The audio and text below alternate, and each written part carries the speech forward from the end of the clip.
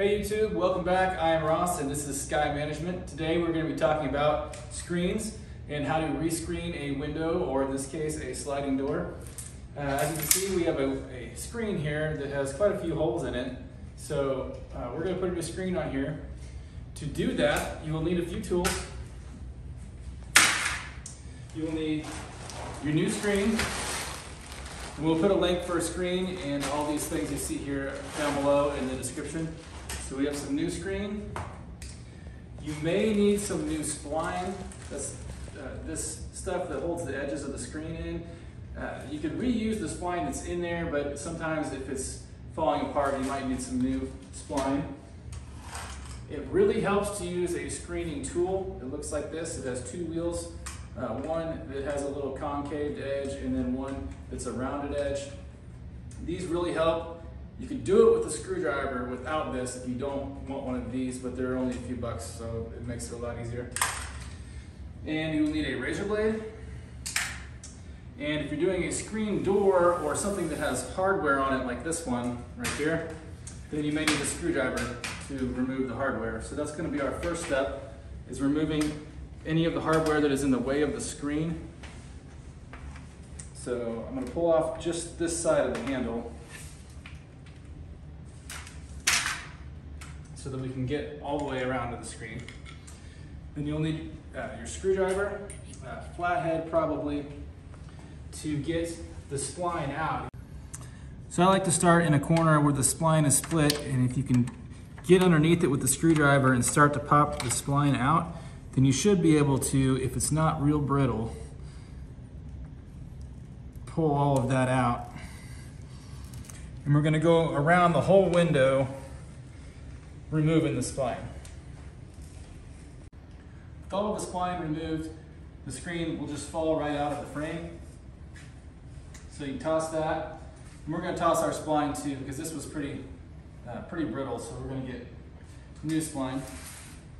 It's a good idea to wipe out the track all the way around before we put the new one in. So I'm going to get a towel and clean this off, and then we'll be ready to put the new screen on. To get your new piece of screen, just start on one end and roll it out over your window. You want to make sure it's big enough. You can have a little bit extra sticking out the sides. We'll cut off any excess at the end. So it's going to be that size. And you can use a razor blade to cut it. Once you have your screen cut to fit your window, you're going to take your screening tool and use the rounded edge, the rounded wheel, not the one with the groove in it. And you'll start in one corner and just kind of run it down in there, and it pushes the screen down in to the groove. And then you'll put your spline in the groove, or line it up over the top of the groove. And you'll use the wheel with the that has the notch in it to push the spline down into that groove. And you can go a little bit at a time, push the screen down in there, lay the spline on there, go back and shove it down. And we'll just work our way all the way around the window. Now, when you get to a corner, you can try to bend your spline and go around the corner and keep it all in one piece, or you can cut it in the corner and start a new piece. It's up to you how you want to do that. We've gone around most of the way now, and you should notice when you start getting toward the end that when you're pushing it down in here, it's starting to pull the screen a little bit tighter.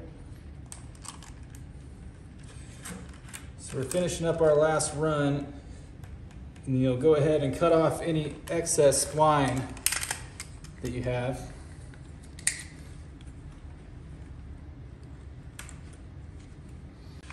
Once you've finished and run your spline all the way around, I like to go around it one more time with the grooved edge and push it down in there and make sure that I just don't have any wrinkles in my spline that were starting to poke out of there.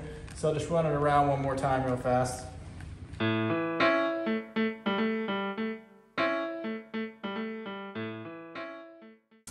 Now we can cut off our excess with the razor blade. You'll just stick the razor blade down here next to your spline. You want to be careful not to cut the spline and just run it along the edge.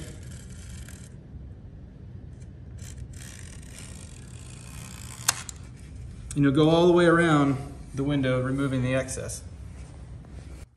With the excess edges cut off, you can replace any hardware that you might have had to take off. Then